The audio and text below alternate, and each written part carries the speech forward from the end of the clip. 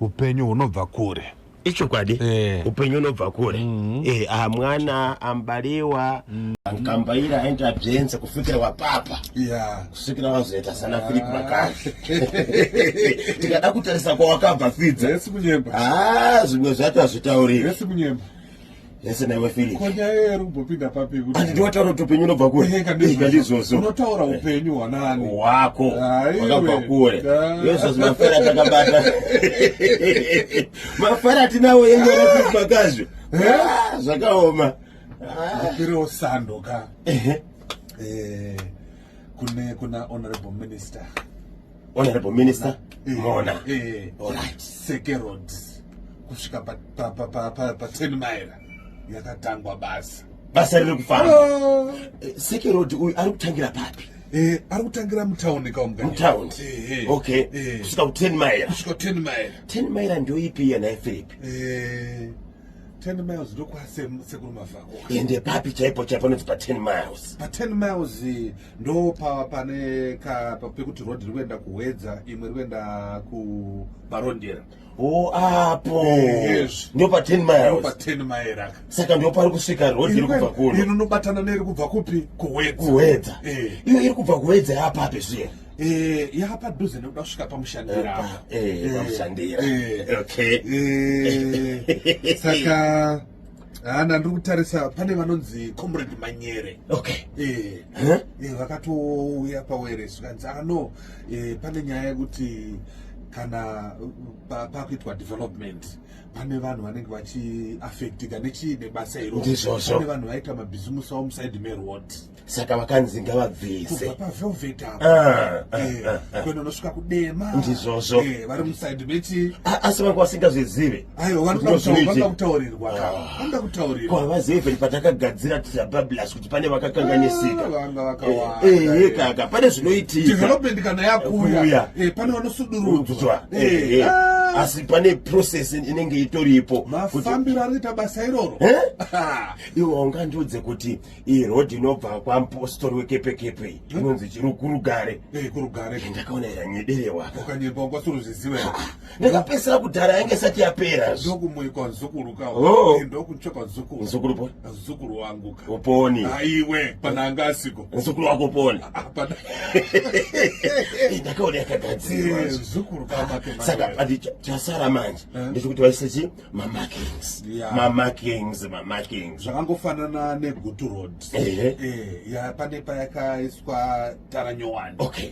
Akuda kuti at least vainonisa mamakings nemareflect. Yes. Nokuti bhazi rinenge richibva kuCherezi.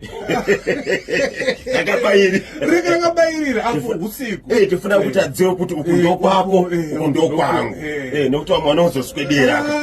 Unoita side swipe. Ngavisa mamakings. Pakutogadzirwa futi patorine D2 yekupinda mumagutu. Alright. Iwe nyika.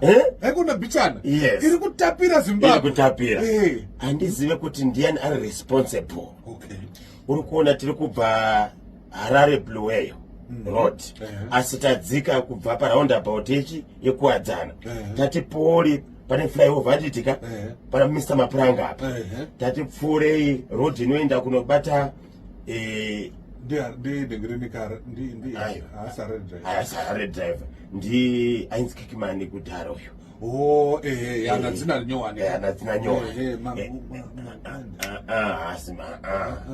Kana dzina nyowani gamba kana. Kaka. Yes.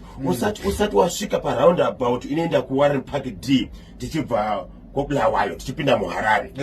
Pane gomba rachereka. Roda kuvharwa gomba iroro. Dziri kurovera motikari. Kuti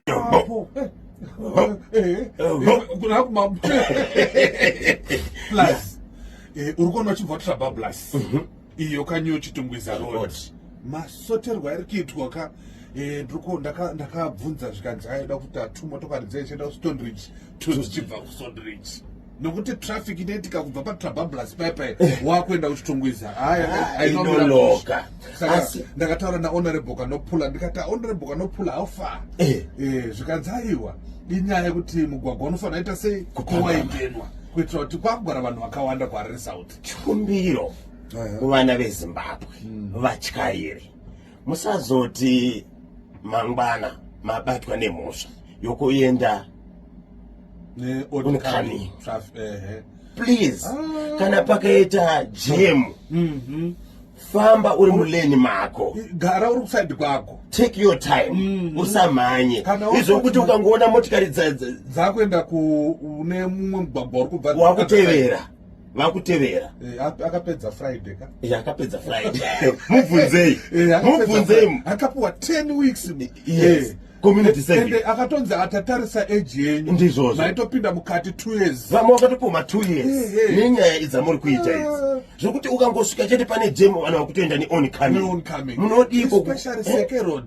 aiwa highfield ya makombi especially yes nemishikashika vari kutyora mutemo mugwagwa nevavo vasiri vemakombi mishikashika vari kuzviita izvozvo nditokuudza Philip